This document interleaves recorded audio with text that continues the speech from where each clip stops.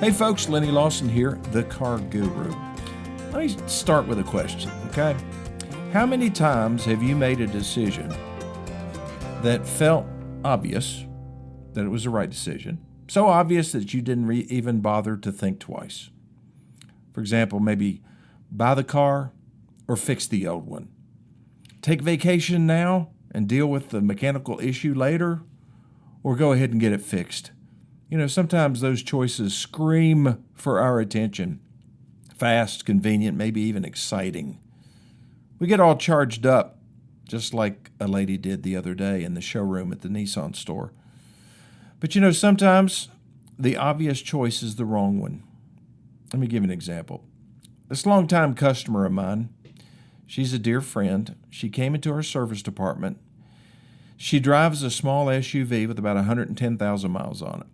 So what's the issue? Well, her driver's door would not unlock with the key fob. All the other doors work fine.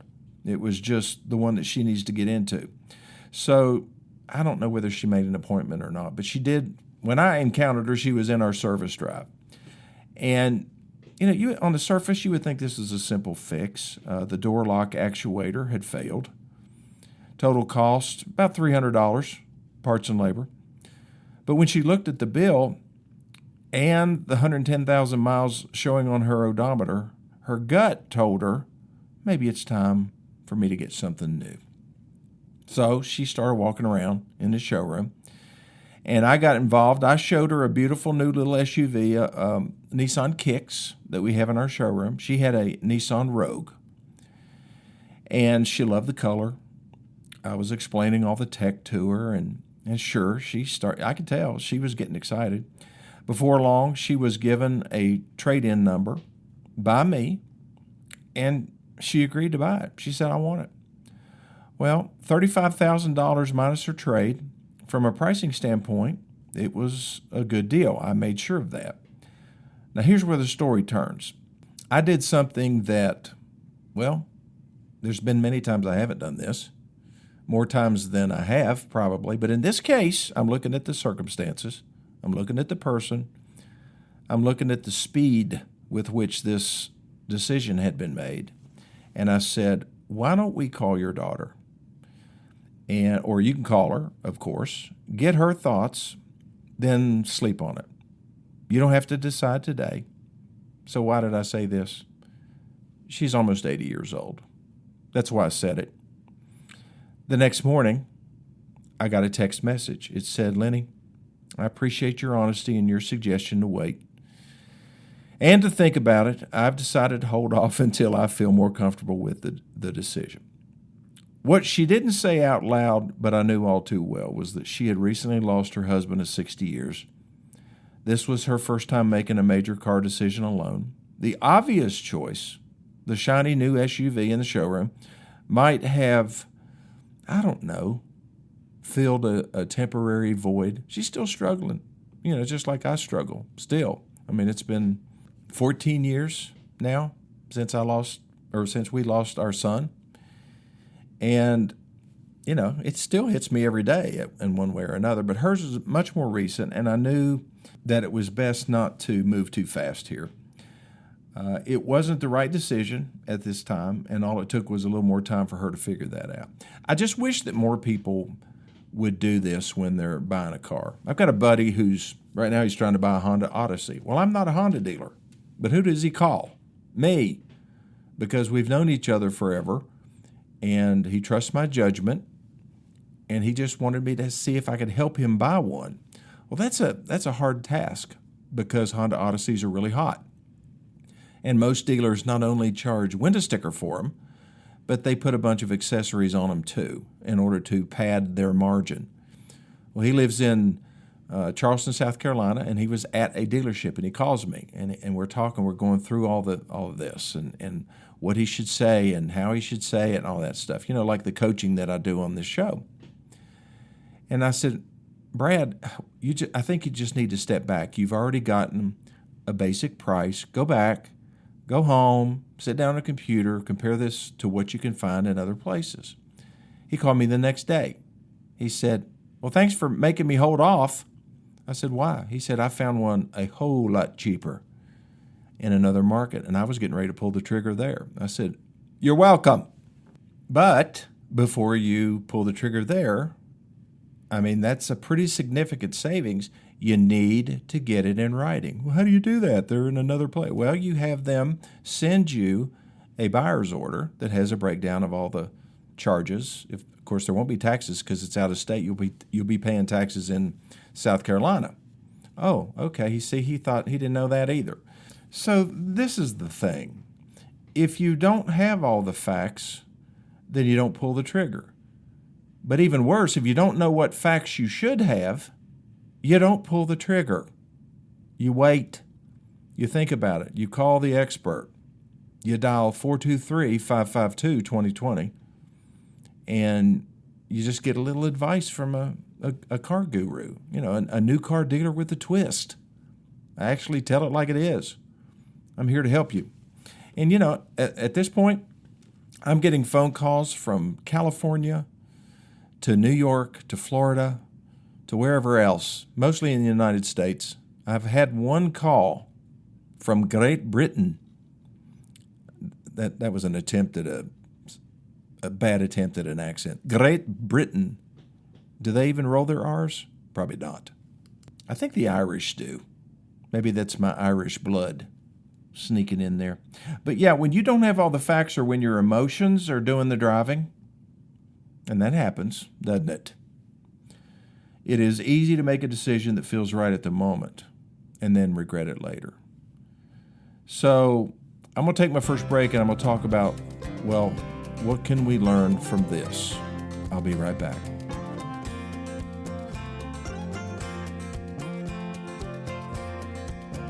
Okay, so there's a lot of lessons we need to learn in life.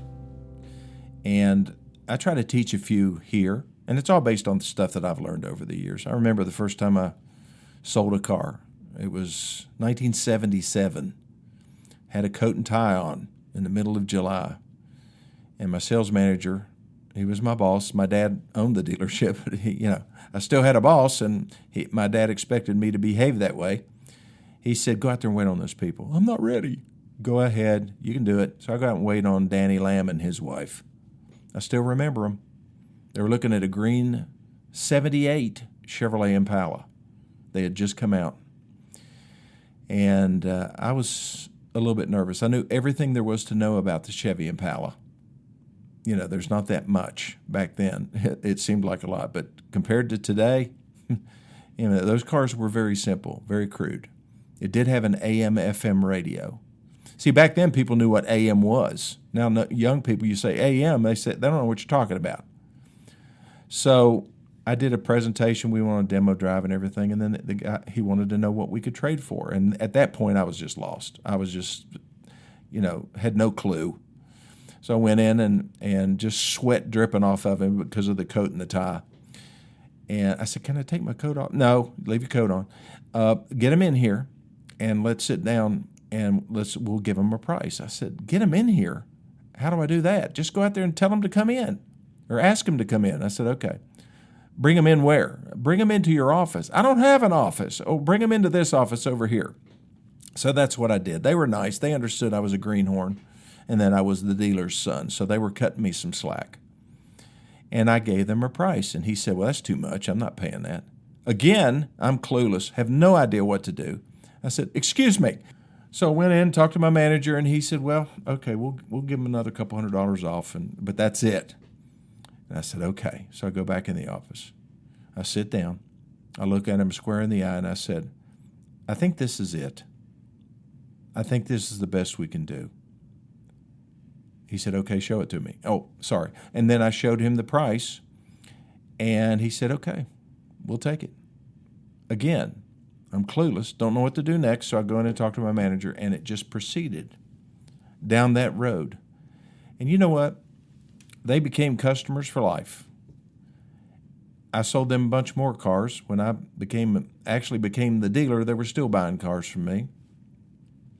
And it's because of that relationship that I sold a bunch of other cars to other people that they know. That's the way it's supposed to work. That's where you develop this level of trust. That's how you get to a person like the lady that I was talking about at the beginning of the program that I sold them their first car in 1978, and they bought every single vehicle from me since then. And now she's 80 years old, lost her husband. What am I going to do for her? Anything it takes, that's what I'm going to do, even if I have to talk her out of buying a vehicle. That's what a friend does. That's what relationship does. And it's tough in this world today. I get it, to develop relationships with retail merchants, because a lot of them want to do everything online. They've lost the personal touch. I was talking to my accountant a little while ago, and he was talking about the difference between working with a small town new car dealer like me versus the big dealer groups. He said, I prefer this. I prefer being able to sit down with the main guy, not some general manager, not some corporate office, where we can sit down and, get to know each other a little bit. We talk about cars for 30 minutes, and then we get to the business, and it just, you just get this warm, fuzzy feeling. You feel comfortable with that person. That's what you want. That's what you want to develop, isn't it? Or do you have enough friends? You don't need any more friends. I had a customer tell me that one time. I can't remember the exact circumstance, but they literally told me that I don't need any more friends. I'm just here to buy a car. And some people are going to be like that. This close-knit society that we live in these days, with all the cell phones. It makes us all such good friends. So getting back to what you need to do, what can we learn from this? Number one, slow down and ask better questions. Big decisions. You need time to breathe. What are my other options? How long will this car be a reliable form of transportation for me, the one I'm driving now? Am I really solving a problem that needs to be solved, or just creating another one? I've seen so many people over the years trade for cars. They get really excited. It's a new one. They haven't had a new car in a while. Their other car is reliable. I mean, it'll do just fine for another 4 or 5 years. They just want something new. And then they come back 6 months later and they say, gosh, these payments are killing us. Should have thought about that when you bought it. It's a lot easier to fix, before it's depreciated $10,000. So slow down, ask better questions. Number two, get advice from people who care more about you than about a commission. A second opinion from a trusted source never hurts. You may not agree with their opinion, but at least the additional perspective helps you refine your logic. This applies to buying any big ticket item. I mean, heck, you don't need advice when you're buying a wheelbarrow. But when you're getting ready to, sign an 84-month note on a $60,000 car and the payment's stretching you a little bit, it's a good thing to pause. Hit the pause button. You don't have to do it today. This is a lesson that the young people, you need to hear this. Don't let urgency control you. And then finally, don't confuse excitement with necessity. A $300 fix, like on her locking mechanism, doesn't always mean a $33,000 replacement is in any way justifiable as a solution. We all have to be careful when making decisions where we want something and that exceeds our actual need. But from a purely logical sense, I didn't need to buy a $100,000 car, but I wanted it. I'm glad I have it 2 years later. That turned out to be a good decision for me, but as you well know, it doesn't always turn out that way. I mean, it's a good thing that this $100,000 car that I bought, I could probably sell it for $120,000. The market could change. If the economic situation gets worse, then my Porsche could go down in value. As of this point in time, it's actually gone up in value 2 years later. Isn't that cool? But I didn't need that car. I had a perfectly good Porsche for half the money sitting in my garage. But for some reason or another, I read this magazine article in my Porsche Club of America magazine about the new Carrera T and how good it was and all the new features, and the pictures looked really good. And I kind of fell in love with it. Never drove one, but I ordered one and watched it get built. Well, I didn't watch it. I didn't go to Zuffenhausen, Germany to watch it get built, but I did get pictures of it being built. That was cool. And then I watched the ship as it was coming across the Atlantic Ocean. I actually could track the ship and see exactly where it was. And then it finally ended up in, I think, Jacksonville, where they unloaded it. And then I, started getting really excited. And then they called me and they said it was at the dealership and ready for me to pick up. It was a wonderful experience. Sometimes we do stuff for the experience, don't we? But those aren't always logical, smart financial decisions either. So there are trade-offs. It's kind of a balancing act, want versus need. And I think you need a little bit of time to digest that in order to make a good decision. Now, even older people with a lot of experience in life, they jump too soon sometimes.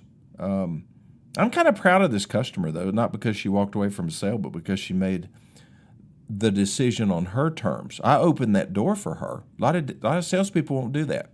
They don't want to open the door. They want you to buy now, today. That's how they make their living. That's how they get paid. I'm proud that she trusted me enough when I told her to slow down and wait.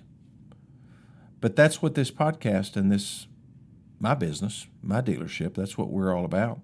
We help people make wise, informed, and right for them decisions. Because if we don't, then they're probably going to badmouth us, after the fact in the public square, which is Facebook and Instagram and Google ratings.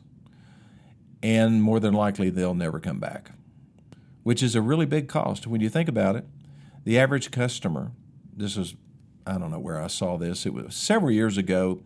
It was estimated that the average consumer will spend between $300,000 and $500,000 on automotive-related purchases in their lifetime.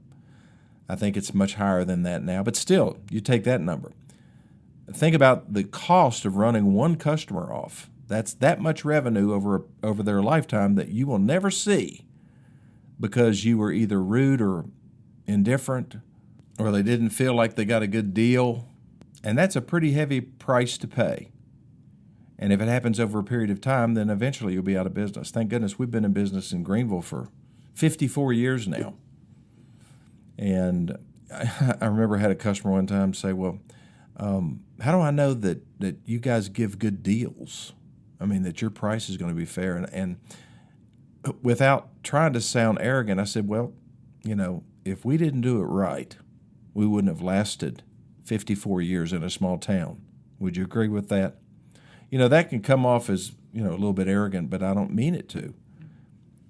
I mean, you really couldn't. I mean, a town of 17,000 people and a county of, 75,000 people? You can only tick off so many of them, and then you don't have any customers. So if you're in sales or you want a career in sales, which a lot of people say, I don't want to get in sales.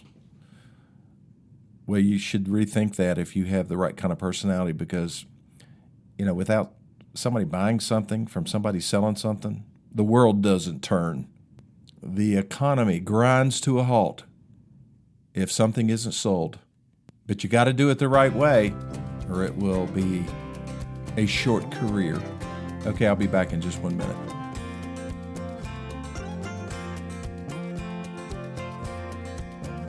So J.D. Power just came out with their latest initial quality study of all the vehicles sold in the United States. And guess who is the number 2? No, it's not Avis. Remember those commercials? Hertz was number 1 and Avis was number 2, and Avis always bragged about being number 2. Well, we can brag about being number 2 now because Nissan is number 2 in initial quality versus all the other manufacturers. Now, you think, if you ask the average consumer, what's the highest quality vehicle? Well, they're going to say, Mercedes or Toyota or Honda or, those are the classic ones that they say. No, none of them. The highest quality, number 1, was Lexus, which is the luxury Toyota division. But number 2, it's Nissan. And Lexus is not a mass market producer. They're a niche producer. They don't sell a lot of cars. Nissan sells a bunch. And Nissan's had a lot of bad press lately because of financial situation, the failed merger with Honda. And then they're just trying to go out on their own, and they have some capitalization issues. It will be solved. The company's going to exist. They're going to either make it on their own or somebody's going to come in and invest in Nissan and pump in the capital that they need so they can carry on. They make too good of a product. But now we know how good. Normally when you see a company struggling, their quality goes down. Nissan's went up. So, this is good news for Nissan, obviously, and good news for us as a Nissan dealer. Nissan does really well in this market from Chattanooga all the way up to up into Virginia. Nissan's number one. I mean, there are more Nissans sold than just about anything else. Well, just anything else. So I'm proud to be a Nissan dealer. And I don't normally talk about my brands on this particular program, but I just felt this was worth a shout out to one of my brands. Well, thanks for listening to this edition of My Car Guru. If you have any questions, you know how to get me, 423-552-2020. Just text me. If you want me to pull a history on a vehicle, with me, it's free, and free is good. And if you want to email me, it's LennyLawson2020 @gmail.com. That's pretty simple. Thanks for listening, and I'll see you next time.